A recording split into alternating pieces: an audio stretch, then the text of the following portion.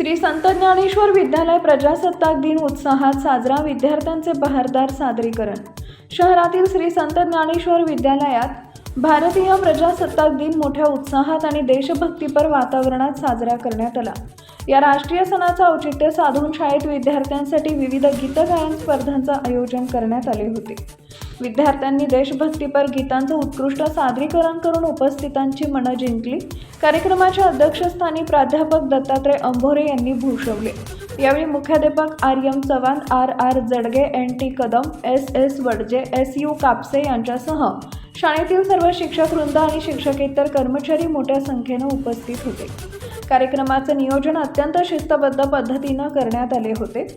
Times of महाराष्ट्रसाठी Parbhani जिल्हा प्रतिनिधी प्रवीण चौधरी यांचा रिपोर्ट.